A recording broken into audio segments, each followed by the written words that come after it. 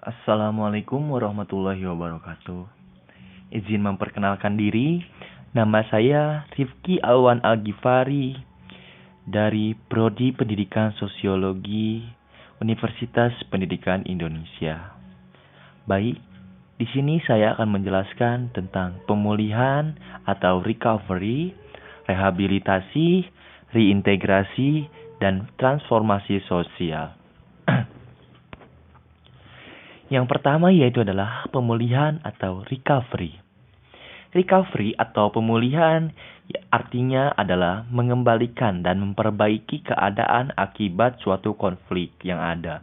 Nah, recovery ini diatur dalam undang-undang, tepatnya pada Undang-Undang Republik Indonesia Nomor 7 Tahun 2012 Bab 5 tentang pemulihan pasca konflik pasal 36 ayat 1 dan 2 yang berbunyi, ayat 1 adalah pemerintah dan pemerintah daerah berkewajiban melakukan upaya pemulihan pasca konflik secara terencana, terpadu, berkelanjutan, dan terukur.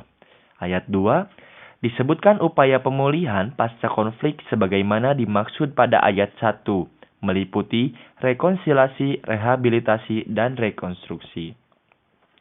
Nah, saya akan menjelaskan rekonsiliasi, rehabilitasi, rekonstruksi yang ada dalam cara-cara pemulihan pasca konflik. Yang pertama adalah rekonsiliasi.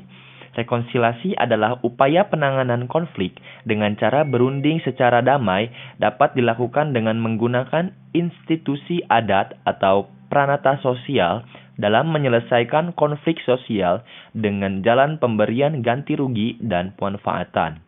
Selanjutnya, rehabilitasi. Rehabilitasi ini meliputi perbaikan dan pemulihan semua aspek masyarakat seperti pada kondisi sebelumnya. Selanjutnya yang terakhir adalah rekonstruksi. Seperti yang kita ketahui, saat konflik pasti banyak gedung-gedung yang rusak. Nah, untuk membangunnya kembali, perlu adanya rekonstruksi yang artinya membangun kembali semua prasarana dan sarana, serta kelembagaan pada wilayah konflik yang tentunya dilakukan oleh pemerintah dan pemerintah daerah. Selanjutnya, saya akan membahas tentang rehabilitasi sosial. Rehabilitasi sosial adalah suatu tindakan pemulihan atau pemberian pelayan baik secara mental, fisik, maupun sosial terhadap pengguna narkotika, penyandang cacat, lanjut usia. Di setiap pemulihan tersebut memiliki tugas-tugas khusus yang tergantung kepada pasien yang akan dilayani.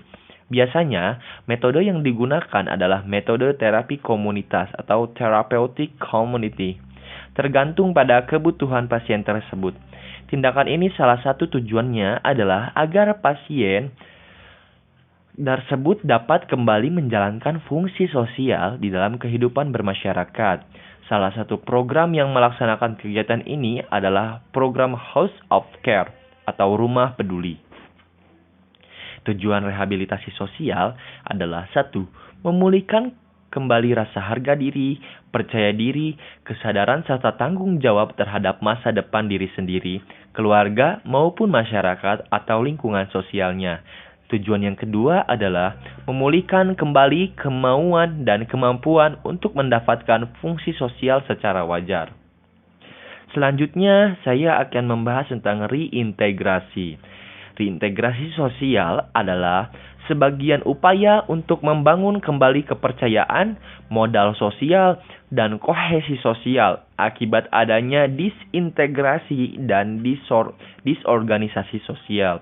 Walaupun bukanlah sebuah proses yang mudah ataupun cukup sulit dan memakan waktu yang lama dalam perwujudannya.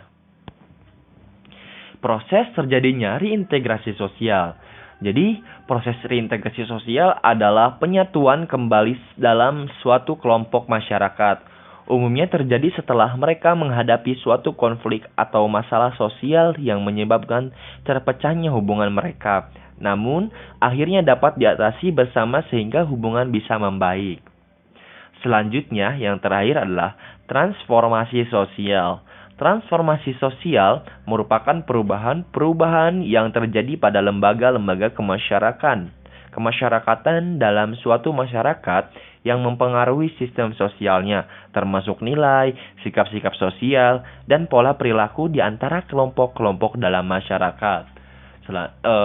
Saya akan menambahkan, yaitu adalah bentuk-bentuk perubahan sosial. Di sini ada 3 penyebabnya bentuk-bentuk perubahan sosial. Yang pertama adalah berdasarkan waktu, berdasarkan intensitas, dan berdasarkan penyebab. Selanjutnya adalah faktor-faktor penyebab perubahan sosial atau transformasi sosial. Di sini ada 2 faktor, yaitu faktor internal dan faktor eksternal. Faktor internal yaitu yang berasal dari dalam masyarakat itu sendiri.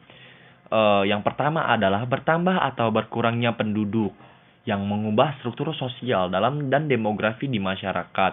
Bertambahnya penduduk membuat persaingan kerja semakin meningkat. Namun, jika tidak diimbangi dengan lapangan kerja yang memadai, dapat menimbulkan pengangguran. Selanjutnya adalah faktor-faktor eksternal, yaitu faktor yang berasal dari luar masyarakat tersebut. Yang pertama ada faktor lingkungan fisik atau alam, peperangan, pengaruh kebudayaan lain. Nah, mungkin cukup sekian dari saya. Terima kasih banyak. Wabillahi taufiq wa hidayah. Wassalamualaikum warahmatullahi wabarakatuh.